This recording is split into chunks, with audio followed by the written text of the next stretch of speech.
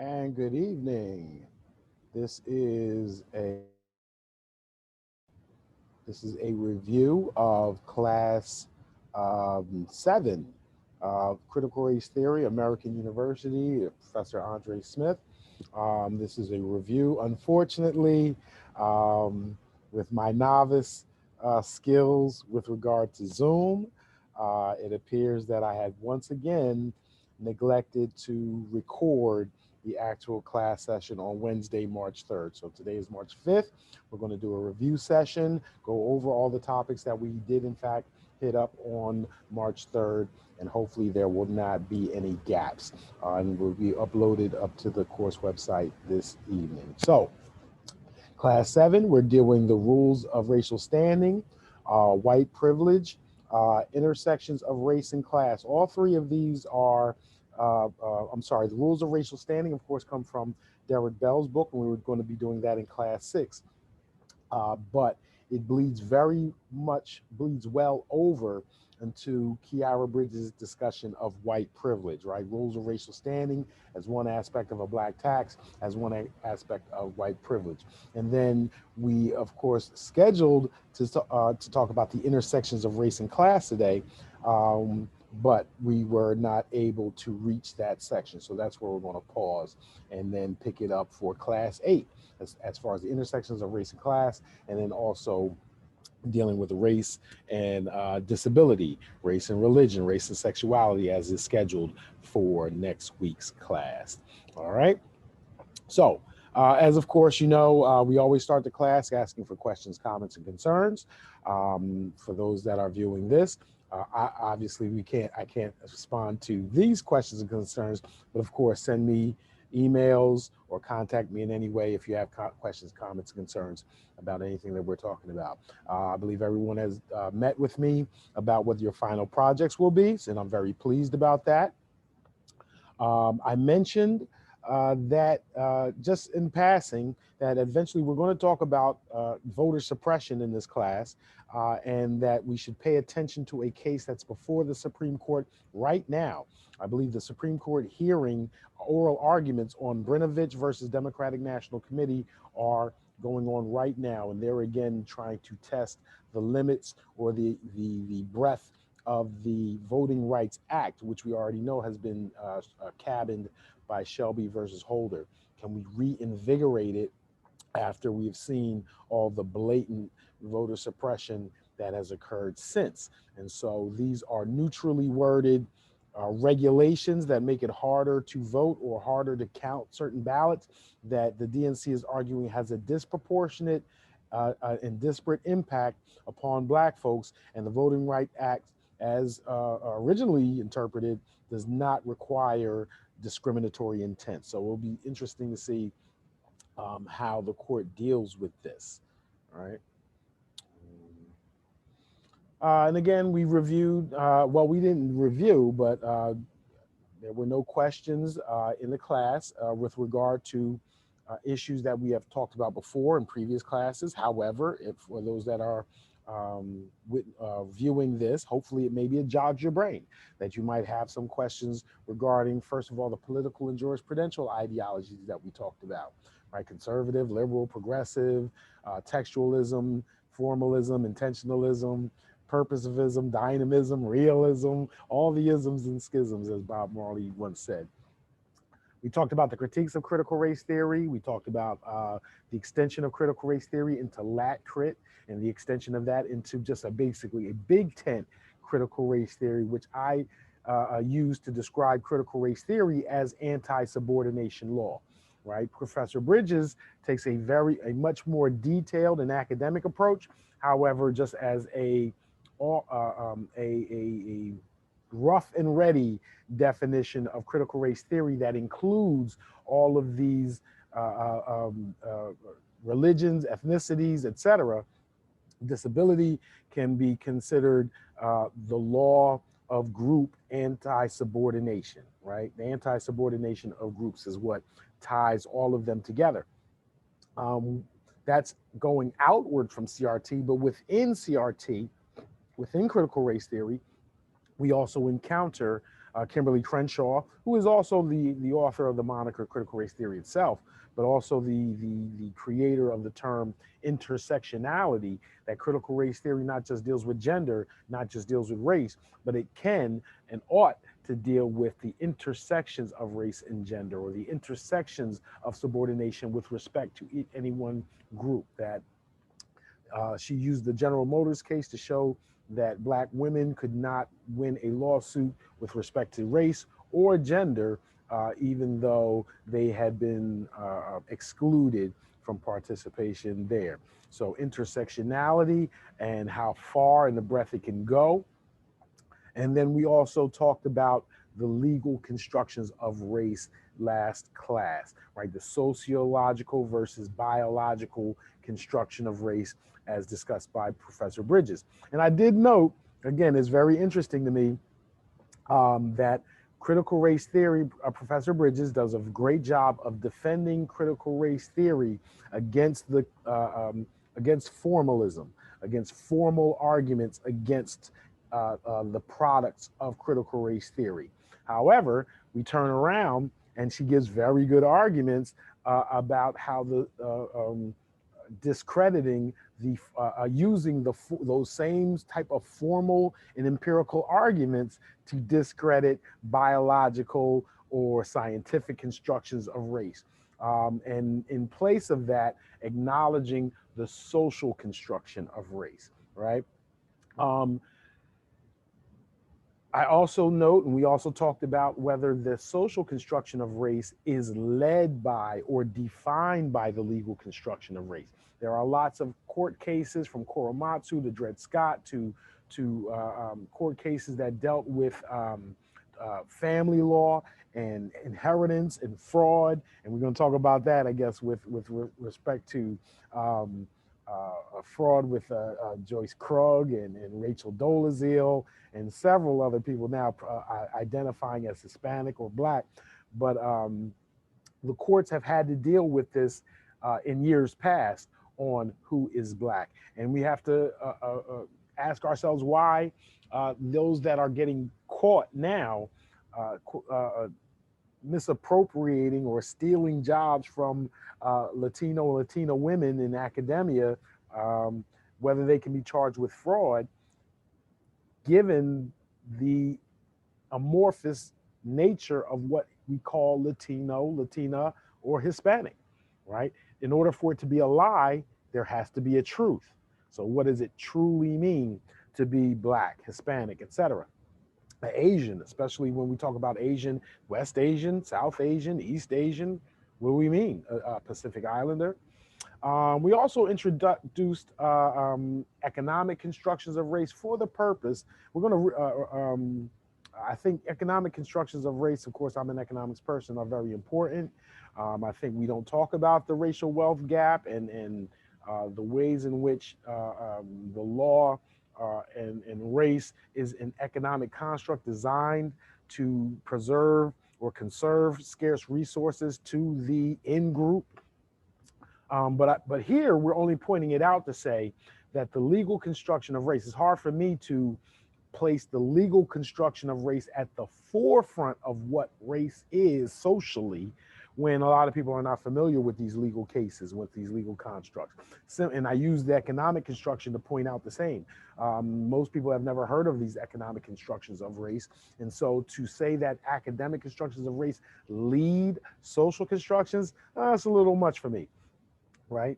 We could also make them very distinct, right, through a theory of autopoiesis, but that also is a little too much for me. So I believe we can just understand race and the social construction as an amalgamation of innumerable constructions of what race is or what race isn't. And I also note that it's a shame that we're in this discussion. The Professor Bridges very cogently identifies the 20th century scholars from the eugenists and the social Darwinists, the white supremacists and the avowed white supremacists of the late 20th and I'm sorry, late 19th, early 20th century, who along with who proposed and promoted the scientific uh, conception of race, and then very cogently identified those who destroyed it. But it is a shame to me because, as we pointed out in class six, race has been discussed prior to this European slash American iteration of it. While Ibram Kendi and Nell Irvin Painter are scholars that deal with anti-racism and the racism that we have, or that is in within the United States of America specifically, or Western civilization more broadly, the concept of race does not originate with Europe. There is a conception of race that emanates from the curse of Ham, which was promoted not just by the Christian church, but also Islamic forces. So we point to Al Jahiz in around 862 and the Zanj revolt of black East African slaves from cotton plantations in southern Iraq. And the responses to it from Ibn Khaldun, from Al Jahiz, that clearly state that the scientific or even spiritual construction of race falls in favor of phenotype being determined by environment and not having any social or stereotypical value, right? So the fact that that was done over 1,000 years ago, again, Al Jahiz is one of Islam's greatest scholars. He wrote these books in around 862 on the glory of the black race. That is also around the time, maybe 30 years after the Zanj revolt in Iraq. So again, a firmer understanding of world history, right, causes us to have questions about what race is or is not within the United States of America. Um, so we went from the legal construction of race to what race actually means. What does it actually do? What socially? And from for that, we began talking about Derrick Bell's Rules of Racial Standing, which was on the menu for Class 6, but we weren't able to get there. So we did get to talk last week about the idea that this is a chapter that's very much focused on Black professors as scholars, but it can, of course, be extrapolated to just about anyone, um, person of color or those in an out group dealing with a majority in group. First of all, he talks about how his voice, his standing as an expert, either on law or with respect to junior colleagues and what it means to be a tenured professor. For those that don't know, uh, professors vote on junior professors' tenure. So, and he argues that you can't. He was told, he was taught. This was known. This is not something that he brought, invented. This is something he is transcribing more or less from years of experience from others. That you can't help, you can only hurt. That his voice as a black scholar cannot help other black scholars. No one's going to get a job because Derrick Bell says that they're thorough, but they will lose that job if he is the one that says, for and even in mild terms, even in just an attempt to try to be kind of fair and balanced or seem objective, any little slight at all will be exaggerated by those who do not wish to have greater inclusion. So even if it's not an entire tenure committee or admissions committee or hiring committee that is racist, the one or even two or whomever is there, whether they are outward or inward, will use the fact that a black professor discredited the work, and therefore it cannot be of quality. However, that if we turn around, that black professor will not be cited as far as its quality, and that it proves its quality. And this brings on a conundrum within CRT scholars because it forces individuals who are very intelligent, who came into the law teaching game or law practice game, whatever, to as an individual seeking greatness, right, as an objective thinker and scholar or philosopher, and then be thrown into a situation where you have to temper that in favor of solidarity, right? that the group subordination requires a group response. However, when it comes to advancing critical race theory as a genre, as a theory, as a product, does it not hurt? Right? At what point doesn't steel sharpen steel? Right? Can and should black scholars criticize other black scholars? Derrick Bell talks about it a lot with respect to Glenn Lowry and Walter Williams, and whether they're doing it honestly or objectively or for the purpose of self-aggrandizement. So we ask, has the desire not to criticize other critics backfired with regard to quality influence? Is the search for truth or truth's sake valuable? Should there be a cost benefit analysis before one engages in a discussion or a critique of other female scholars or other progressive scholars or other, or can you just trust the other side to do it for you? Maybe that's the case. Um, and if you think that it is important for black scholars or women scholars or whatever group is out there, Muslim scholars, to criticize each other's to make it better, are there institutions that need to be created in order to do that? Right? Is that the process that should be done instead of seeking benefits or appearance of seeking benefits with majority or mainstream institutions? So let's even just go over what are the rules of racial standing. There are 5 of them. Let's see, here we go. And Rule 1, the law grants litigants standing to come into court based on their having sufficient personal interest and involvement in the issue to justify judicial cognizance. Black people, while they may be able to get into court, are denied such standing legitimacy in the world generally when they discuss their negative experiences with racism, or even when they attempt to give a positive evaluation of another black person or of his work, no matter what their experience or expertise. Black statements involving race are deemed special pleading and thus not entitled to serious consideration. Right?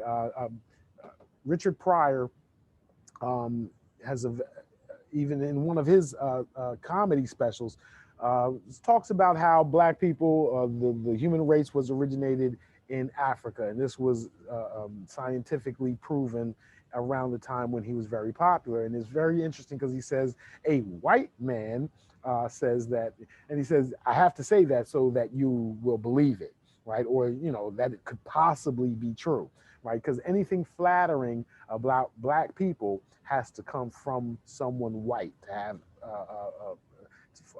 only white people have standing to say that something is good with respect to African Americans or black people or Africans. And the reverse being also true, that black people get extra high standing when they criticize other black people, as the other rules point out. So rule number 2, not only are black complaints discounted, but black victims of racism are less effective witnesses than are whites, who are members of the oppressor class. This phenomenon reflects a widespread assumption that blacks, unlike whites, cannot be objective on racial issues and will favor their own no matter what. We're going to talk about racial solidarity when we talk about Stephen Garcia, group homophily, right? That every group seems to favor its own. This deep-seated belief fuels a continuing effort, despite all manner of Supreme Court decisions intended to curb the practice, to keep black people off juries in cases involving race. Black judges hearing racial cases are eyed suspiciously and sometimes asked to recuse themselves in favor of a white judge without those making the request even being aware of the paradox in their motions. Black folks are always black, right? But the idea is that white judges are so normal, or that they are perceived to be objective. So in a race case, white people are objective and don't favor other white people. And yet the issue we're dealing with is racism being white people favoring other white people. But it seems to be the black judges that are always asked to recuse themselves, or Hispanic judges asked to recuse themselves when it comes to race cases or racial issues, because white judges are the ones that are favored. And the women experience the same thing, that a woman judge cannot honestly deal with domestic abuse, right? As if a man can, as if a man is objective and has no skin in the game.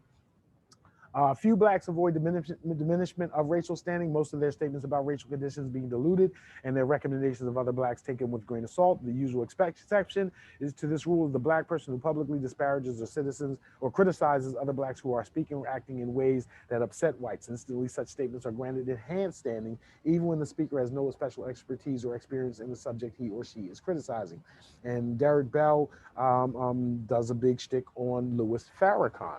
Not to say he supports or well, it does seem like is very much in favor of. But the point being, why are people asked, given legitimacy and respectability, if they bash Farrakhan and their standing, however, is removed if they choose not to bash Farrakhan, when the same standard does not apply to Rush Limbaugh. So we just saw Rush Limbaugh, an avowed racist, sexist, homophobe, just evil, mean person, and the flags of Florida were lowered because of his soldiering for white supremacy, and so white folks are not given a litmus test as to their respectability when it comes to Rush Limbaugh. Now, Derrick Bell wrote this in 1990, so 30 years later, perhaps have we met a threshold to where Donald Trump becomes the legitimacy litmus test for white people? Don't know. Good. It's an interesting thing. Fourth rule, when a black person or group makes a statement or takes an action that the white community or vocal components thereof deem outrageous, the latter will actively recruit blacks willing to refute the statement or condemn the action. Blacks who respond to the call to condemnation will receive superstanding status. The blacks who refuse to be recruited will be interpreted as endorsing the statements, and action may suffer political economic reprisals. So we just had hearings on reparations. We pointed that out in class 5. There is a bill to study, not to issue, but only to study reparations. But even that, with respect to congressional hearings, caused Republicans to bring out folks to bash reparations who seemingly have absolutely no expertise at all on the subject, but they get standing to testify in Congress. And I'm thinking specifically about Candace Owens, about Herschel Walker, the former football player. Um, uh, at least Owens has steeped herself in politics, however, eruditely. However, Herschel Walker I don't know him to have any scholarly, political background, and yet he is to testify before Congress about the propriety of reparations. But again, Derrick Bell predicts this. We see it happen all the time. Fifth rule, and this is Derrick Bell and why he is cited often by so-called Afro pessimists. The true awareness requires an understanding of the rules of racial standing. As an individual's understanding of these rules increases, there will be more and more instances where one can discern their workings. Using this knowledge, one gains the gift of prophecy about racism, its essence, its goals, even its remedies. The price of this knowledge is the frustration that follows recognition that no amount of public prophecy, no matter its accuracy, can either repeal the rules of racial standing nor prevent their operation. Again, I am a Derrick Bell fan. I consider myself a racial realist instead of an Afro pessimist. And part of that realism, in my view, is to understand that things reverberate. And I think Derrick Bell will also concede that things reverberate. So the volume or the intensity or the quantification of the rules of racial standing, the degree to which we can do this can change. So while racism is permanent, just like crime, we do see that crime can be reduced for certain periods. There are things that we can do to reduce crime in the country, in the city, etc. And there are things that we can do to reduce the value of, let's say, racial cohesion, and therefore the rules of racial standing, right? So I mentioned, again, we talked about how even how faces at the bottom of the well. One of the reasons I insisted on including this with the Kiara Bridges test is to give you an anti-racist text and a so-called Afro-pessimistic text. And one of the reasons why Derrick Bell's book is so,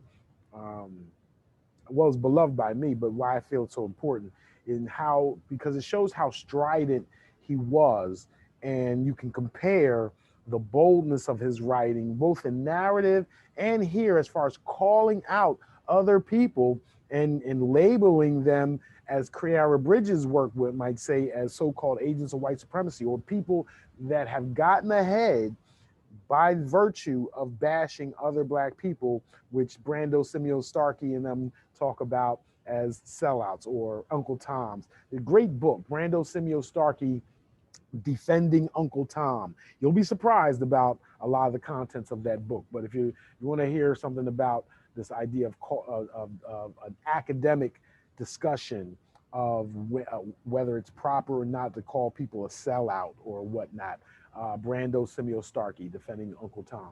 Anyway, Carrie Bridges cites people who discuss the rules of racial standing as simply um, aspects or the benefits of white supremacy, right? White privilege. And therefore, agents of white supremacy, you can get further in life if you bash members of your own group. And he calls out specifically Clarence Thomas, Thomas Owell, Glenn Lowry, Shelby Steele. And I made a point, and since I did it in class, I have to do it on this video.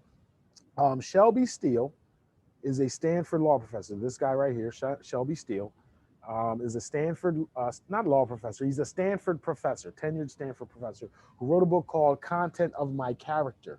And it was for black folks to see themselves as individuals and basically not members of a group.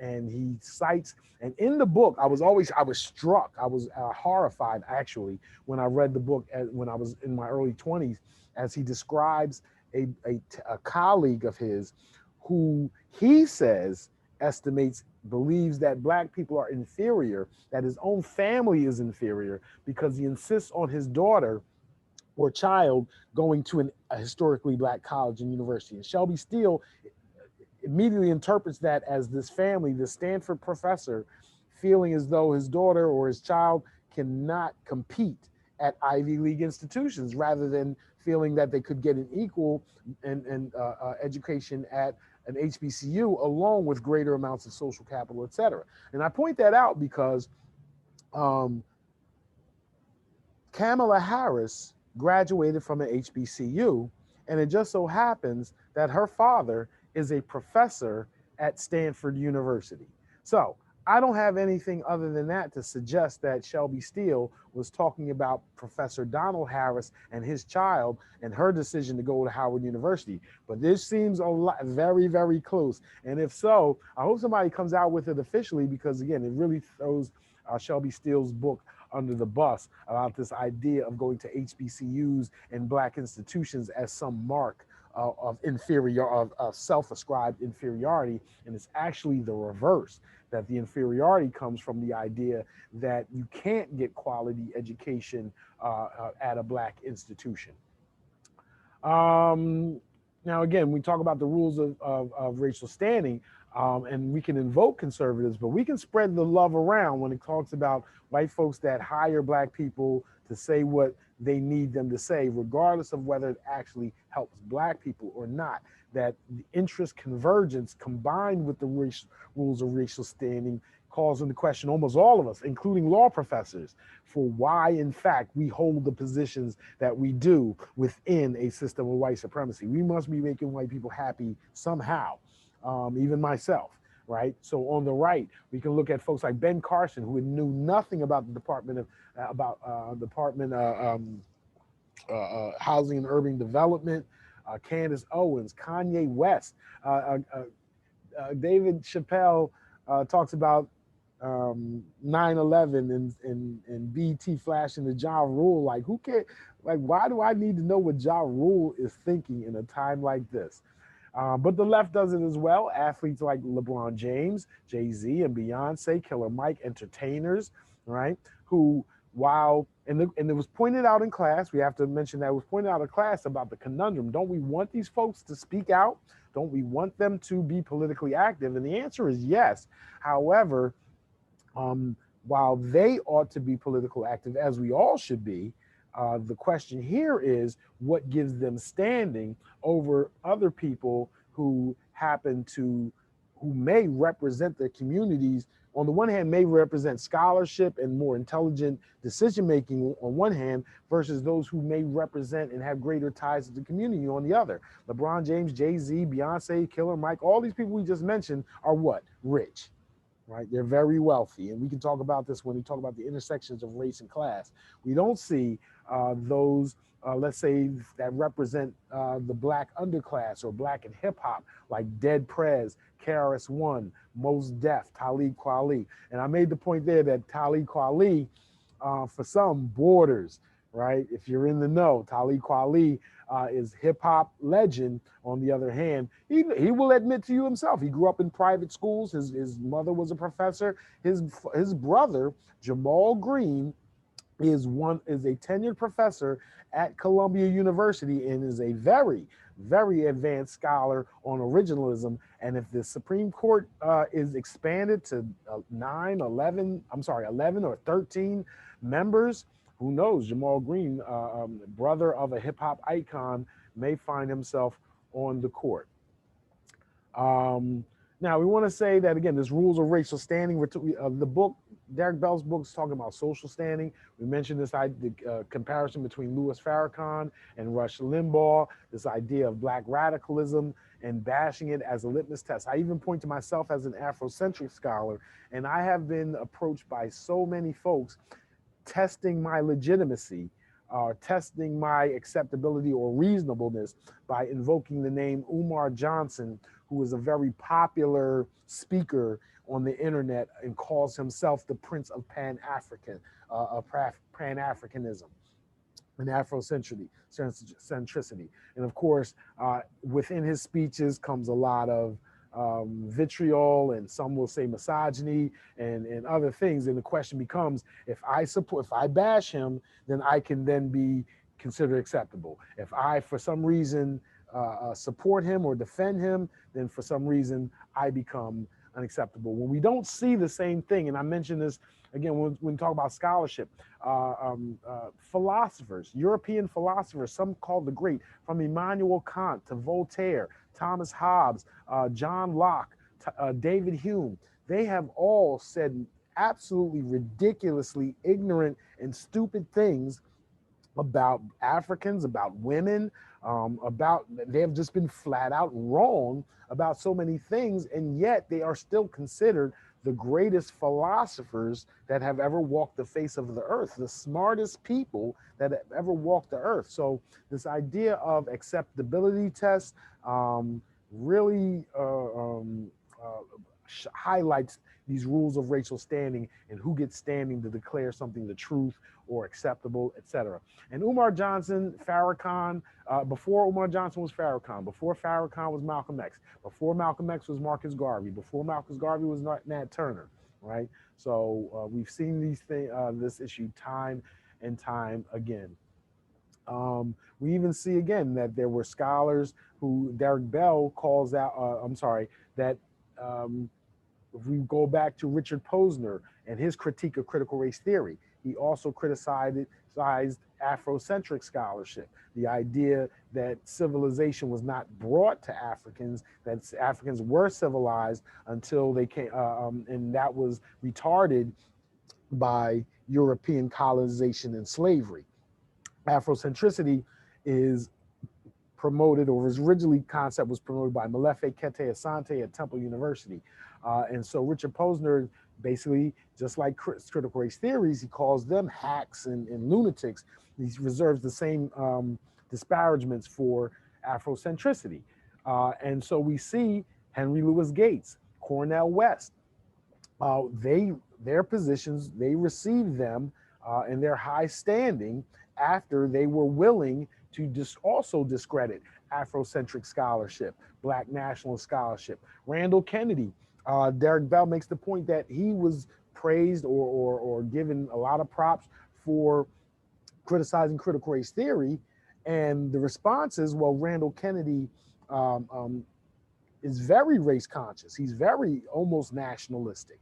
And Derrick Bell makes the point that and says, yes, he is. However, none of his work criticizing white people ever gets him standing. only his work criticizing black people gets him standing. And I bring up the point of even going all the way back to W.E.B. Du Bois, who was a critic of Marcus Garvey, um, and that seemed to have enhanced his standing. And he seemed, or perhaps came to regret it, because he became more Pan-African, more Afrocentric as his years went on. And although Marcus Garvey did not complete his Back to Africa mission, W.E.B. Du Bois became Afro-pessimistic and retired and died in Ghana because the racism in the United States, along with capitalism and all that, was too much for him to endure. Legal standing. So from social standing to academic standing to legal standing. Well, in legal standing, we already discussed about the rules themselves, discussed this idea about fair hearings and biased judges, about juries. But how about, again, victim impact statements, right? Those things have come along since Derrick Bell's work.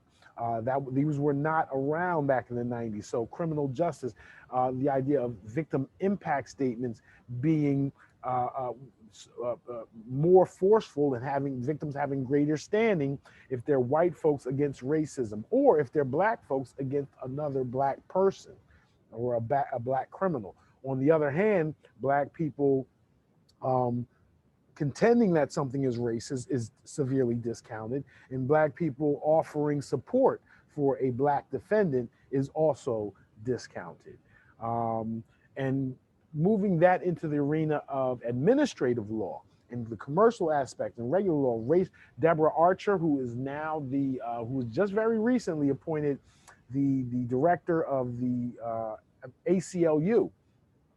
She wrote a paper about racism in infrastructure, our roads and our transportation, our highways. We need trillions of dollars in infrastructure spending to save our economy, and yet where the roads go, where the pollution goes, what neighborhoods get destroyed and cut through, the disparate impact on race is substantial. And Deborah Archer argues that the legislation should include the requirement to have racial impact statements. But number one, number one, that's a civil use of it rather than criminal. And number two, the discretion involved in administrative decisions is something that critical race theorists have a blind eye to. There are very, very, very few critical race administrative law papers, right? Some may invite administrative law subjects, but the idea that administrative law should take account on how administrative law generally should take account of race, there is lacking in that scholarship. We will try to fill the gaps a little bit. But even more than that, racial impact statements, even if included, are required by law before making such decisions. The question becomes narrative, as critical race theorists has been pushing to catch feelings, to raise emotions, or economic empiricism, as Professor Osogi advocated for. Which would be more effective within this racial impact statements? And the rules of racial standing seem to combat or counter CRT's push for narrative, that narratives of black folks don't seem to get standing again, according to Derrick Bell, and therefore we need some white scholar or economist or even a black scholar using white constructs within economics and empiricism to be objective and then to have standing. Again, by the end of the class, I'm going to try to teach you a construct that I've developed called racially asymmetric market imperfections that I believe fit the bill of economic or empirical argument in favor of addressing and considering and then addressing disparate impacts with regard to race. Now, we get into Kiara Bridges' book, Professor Bridges' book, Dr. Bridges' book, and we talk about white privilege. And so, in my view, we're talking about rules of racial standing as just one aspect of white privilege, right? The black tax aspect, right? And that is being one aspect of white supremacy. So the rules of racial standing, if we place them inside a bubble, inside of another bubble, helps us understand the breadth of white supremacy and how deep systemic racism goes. And we're going to talk about what systemic racism is in a couple weeks. But this is a very good primer to say that the 5 rules of racial standing are one aspect of white privilege, which is just one aspect of white supremacy, which we're going to talk about in a second, can be divided by some into white supremacy in terms of education, entertainment, economics, labor, law, politics, sex, religion, war, right? That systemic racism is the elevation of the white way or culture or what structures in each of those human activities. And that goes all the way back to a brother named Neely Fuller and a woman named Dr. Frances Cress Welsing, who was a psychiatrist in DC. And so we could have talked about psychiatric constructions of race, which was her thing. And again, the rules of racial standing suggest that we have to, can we even talk about white supremacy? I was counseled several times early in my career not to call racism white supremacy because it was upsetting to white people, that we can only address racism to the extent that it does not upset white people. And once we reach that, we've gone too far. And so I bring this up to say that, again, as American University has adopted the stance of anti-racism, the anti-race, How to Be an Anti-Racist by Ibram Kendi. However, I maintain very strongly that Ibram Kendi's anti-racism is very much derived from Fuller and Welsing's anti-white supremacy. From the United Independent Compensatory Code, written in 1971 by Neely Fuller and then advanced by Frances Cress Welsing in the 1980s book, The ISIS Papers, of which Professor Kendi says he was a fan at one point, talks about how Black people or people of color should fight should see racism as white supremacy, and that your mission in life is to be anti-white supremacists in education, entertainment, economics, labor law, politics, sex, religion, and war. This actually became kind of hot in the 90s. I actually knew some people who described themselves as anti-white supremacists, right? And again, if we're going to describe white racism and white privilege as white supremacy, there is a question, right? Or several questions. Is white supremacy global? Is it permanent? Is it waning? I am although I am considered I consider myself racial realist. One of the reasons I do not consider myself Afro pessimist is because I am one who believes that global white supremacy, and I do believe it's global, not local, global white supremacy was at its peak in 1901. Nothing in the world moved without Europe and America and the elites in America getting paid. Nothing in the world. And it has been slowly being degraded and dismantled ever since. The World War I, World War II, World War III, are white people dividing and conquering each other, right? Which leads the rest of the world, what used to be the third world, to push into the second and maybe on top, to the point that we see that China may be the most dominant country in the world at this point. My personal experiences with white privilege, when I first recognized there was such thing, there's plenty. However, I guess the most obvious to me, as again a public school kid who grew up in West Philadelphia back in the 70s and the 80s, I used to work at Veterans Stadium where the Phillies and the Philadelphia Phillies and the Eagles play, and we also did concerts. And I remember working a concert at the stadium called the Monsters of Rock Tour. Now, again, I am very much hip hop. And so up until that point, hip hop was considered vile and outward culture and again, drugs and whatnot. And it was very hard to have hip hop concerts and shows anywhere because the argument, it would be too violent. There would be drugs, there would be all types of criminality. And yet I am now working as a 17 or 18-year-old at the Monsters of Rock Tour, and people are tipping me with joints.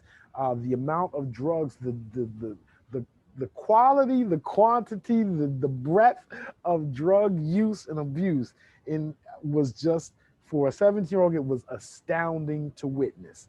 It was astounding to witness. And more than the activity was the fact that nobody cared. The fact that there was not security involved, that there were no police patrolling, that it wasn't shut down. There was no threats of shutting it down if people didn't get into control. And that to me really, really showed how many privileges that white folks had versus what my community had. And that continued as I went into college. I am a frat boy. I am a member of Omega Psi Phi Fraternity Incorporated. If you know the black fraternities, it's the folks in the purple and gold that consider them dogs. And we're considered very, very outward and enthusiastic fraternity people. So when it comes to the patriarchy, again, I will admit my place in it. However, as when it comes to issues of such like hazing, the stories that you hear from law enforcement, black law enforcement that are willing to talk about the issues that you hear with respect to how bad things are on fraternity row with white fraternities, as far as sexual assaults, as far as drugs, as far as alcoholism, and to see the different level of scrutiny, the privilege of boys being boys be extending to one group and not the other. And that's sometimes what makes black men chafe, I guess, when we talk about this idea of black men within the patriarchy, with respect to black women's issues, black men's issues, and intersectionality. However, again, that is the harm, or that is the worry when we deal with issues of whose blues are greatest. Your blues ain't like mine. Now, are there minority privileges? Are there black privileges? Now, I'm going to be, I have to say this. As a black man, I get I get a seat to myself on any public transportation I am on until every second seat is taken except the one next to me. When it starts to fill up and all the second seats are taken next to everybody else, that's when I know someone will finally come over and perhaps sit next to me, right? That is my black man's privilege that I've noticed over the last 20 years. I don't care if it's a bus, subway train, or Greyhound or whatnot. If I sit somewhere, that seat will stay open until every other seat is taken except that one.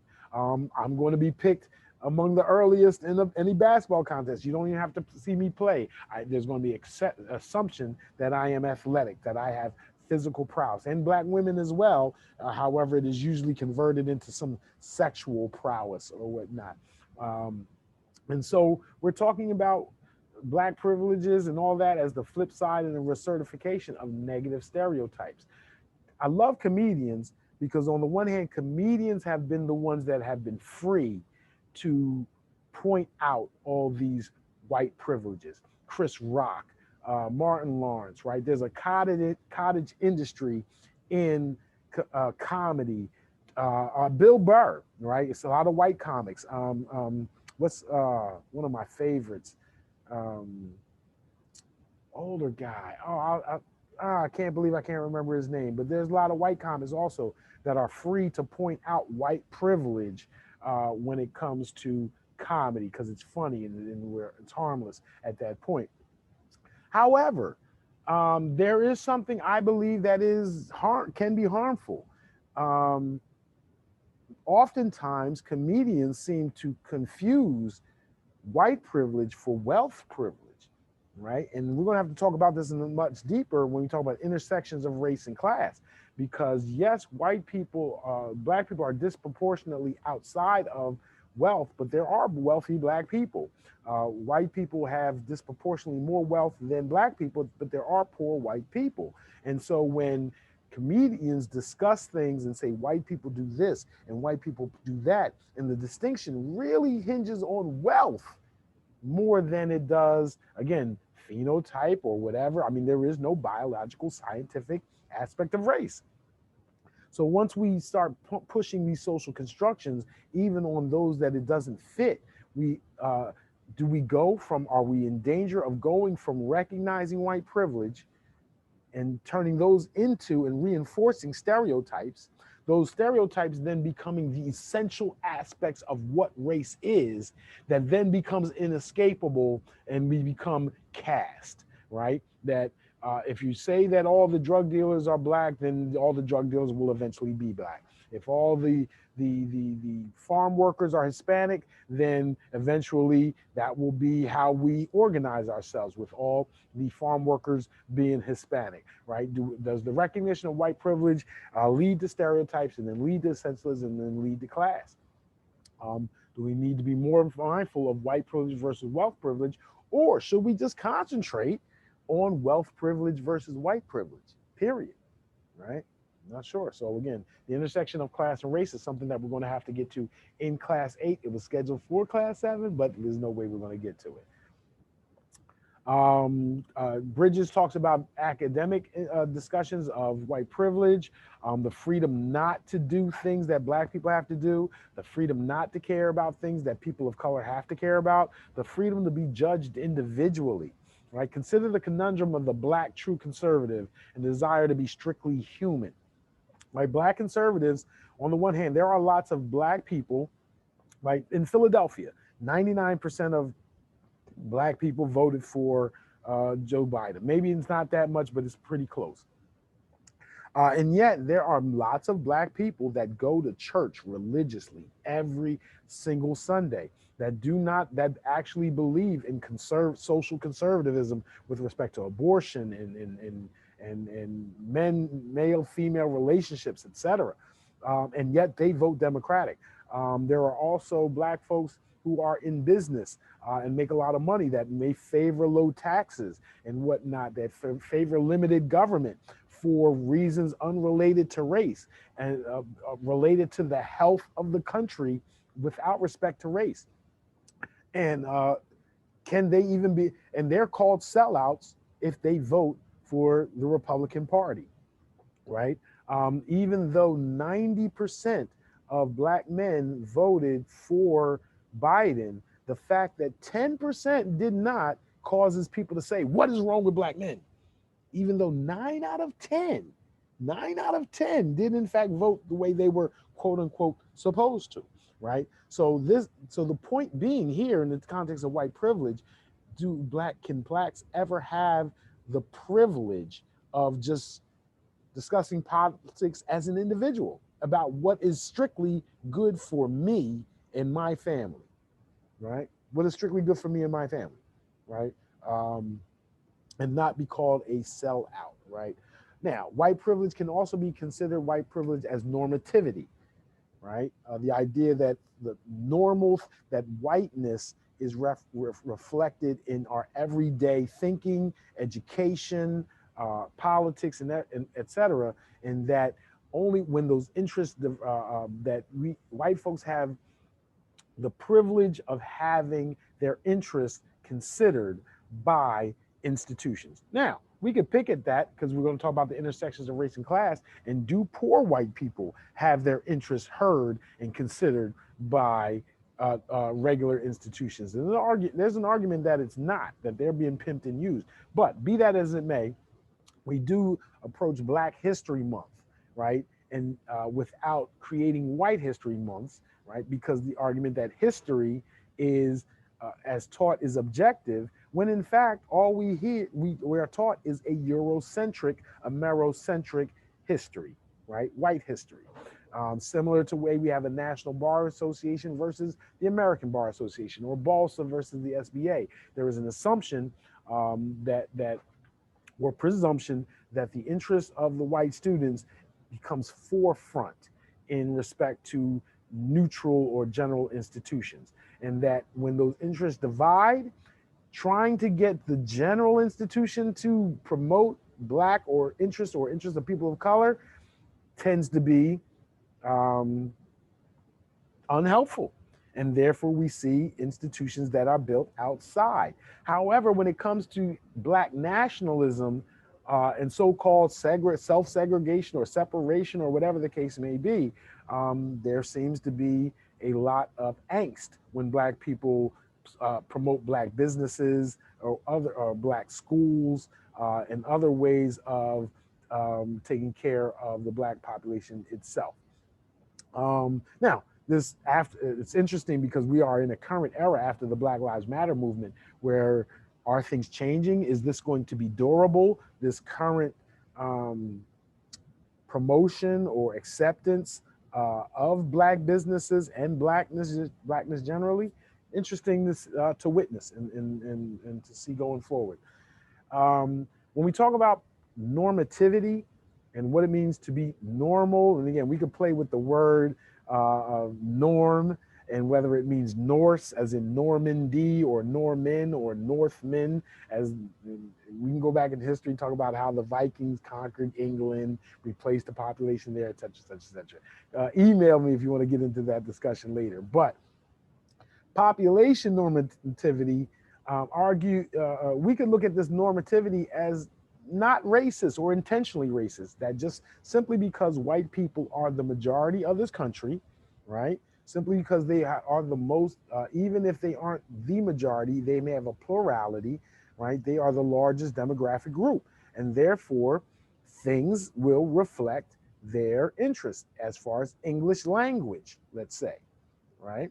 Or history as far as where the British being the forerunners of this country and Europe being the place where most people's ancestors reside. But in this population normativity also identifies why immigration is a hot button issue, right? The more plural, the more melting pot we have, then this idea of whiteness at the top or whiteness as normal falls apart. The, for when population normativity wanes or is destroyed, and we know that that's supposed to happen by the 2050s, when white people will not be the majority or over 50% of the country, that we will be dealing with so-called wealth normativity, right? We have a expanding racial wealth gap, and it's not unintentional in my view. Nor is the case of Citizens United, which tethers wealth to politics, with thus ensuring that regardless of whether you have population normativity, those who have more money to spend can control the messages and the issues that are out there. And we can combine that wealth normativity with psychological normativity. And as we've seen in South Africa, right, how a minority white population can govern and rule over a black majority population through wealth normativity and psychological normativity. I mentioned Frances Cress Welsing, and although she is, her work is pretty much kind of verboten, um, the ISIS papers, because of her theory that white people are more or less defined by recessive traits of blonde hair and blue eyes, very similar to way Nazis. Her definition of white people very much mirrors how Nazis and white supremacists and neo-fascists see themselves. Right, this idea of blonde hair, blue eyes, uh, uh, um, being genetic mutations from African origins. Hers uh, and and how that could mean, if that is valuable to Frances Cress Welsing, it's not valuable, but to white people, that whiteness is seen as valuable, that they could be overrun and made extinct by those with the more dominant traits. And therefore, symbols have to be spread about society for everyone to engage in the preservation of so-called whiteness. Now, again, we see anti-racism under Ibram Kendi and in our current it's really interesting to ask who is promoting anti-racism, where are the bases for it. But be that as may, we have a social current that has adopted it, at least on one side. And I would say in corporate forces have adopted it as a majority. And we see what the removal of Confederate symbols. We see the removal of Aunt Jemima from the syrup bottle, right? So some people, as individual in actions, they seem inconsequential and sometimes even trite, but place them in the context of attacking psychological normativity, and perhaps it may make a little more sense. We could also look at white privilege as social capital. Again, I'm an economics person, so I say, where is the money, right? Social capital. What do we mean by social capital, right? There are four types of capital. When we all talk about capital and you talk about capitalism, we're talking about money. We're talking about financial capital. But if capital writ large is capacity, it's energy, right? There's at least four different types. There's financial capital, right? The money you have and what it can do for you or what make others do for you. Human capital, which is what you can do for yourself without any money. Social capital is what you and the people you know, the capacity of the group that you run with. And political capital is your ability to make things happen within the group or within society, which of course is influenced a lot by your financial capital, at least in this system. So let's take an issue, reviving baseball in the inner city. Um, there is a push to get more black people in baseball, which invokes a very interesting issue, that legal construction of race, because if black people only the African Americans, if that's all we consider black, then blacks in baseball are at an all-time low. However, if you consider Afro Latinos, right? If you consider Afro Latinos black, like the World Series winning Pittsburgh Pirates under Roberto Clemente did, if you consider those folks black, then there are more black people in baseball than there ever have been, with Fernando Tatises and Ronald Acuna and whatnot, stars of the game. So that even there, whether baseball has a problem with black people or not, depends on how you construct race. Okay, but let's talk about baseball in the inner city in respect to social capital. You can throw money at the problem, right? What you're trying to do is increase the human capital of black folks so that they choose baseball just as much as they choose football and basketball, etc.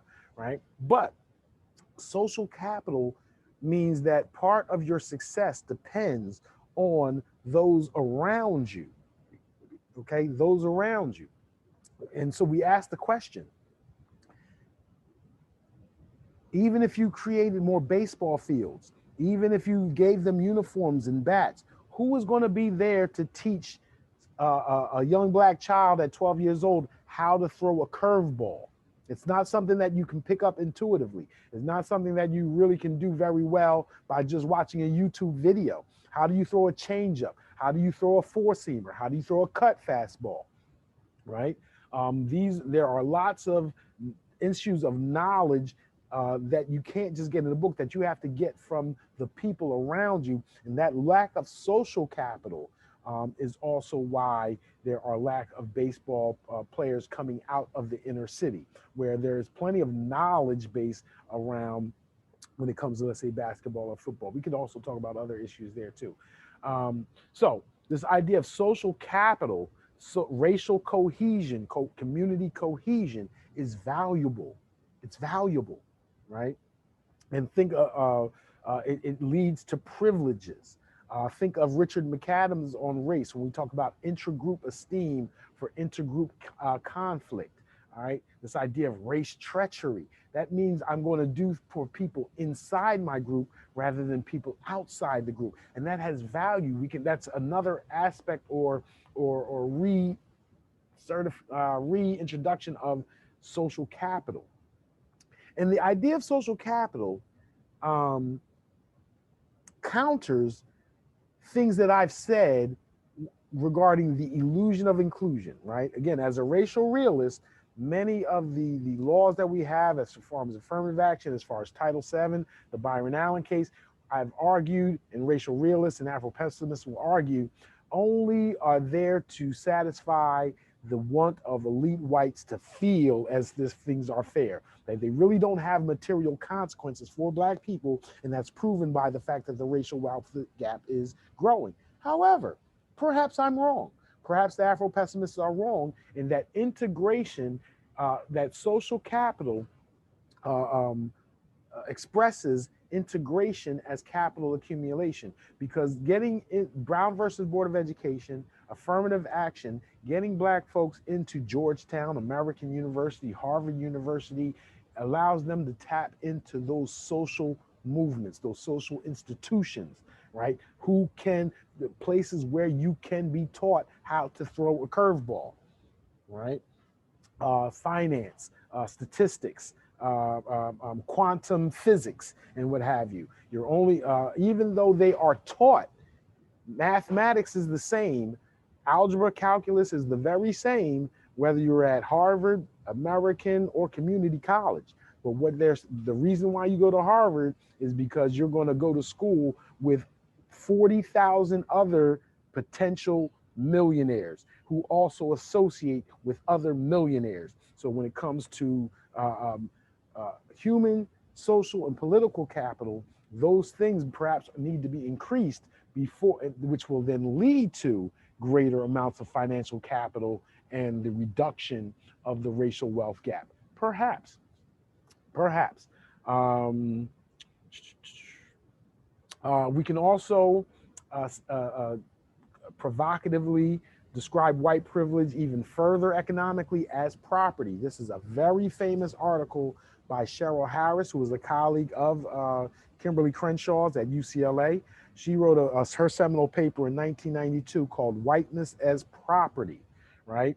What is property in the law but an expectation that the law will protect something when you can't, right? If that's what property is, right? That the sheriff, the court system will return that property to you if you aren't there and someone else takes it. Every rule of property law, every rule that you've discussed in property law, from easements to the rule against perpetuities, etc., what do? They all describe to you the instances when the law will not protect what you say you own when you're not there. So it's not a class of things, it's a class of expectations, right? So if property is an expectation that the law will protect something when you cannot, if the law protects white people's expectations, is it not fair to call that property, right?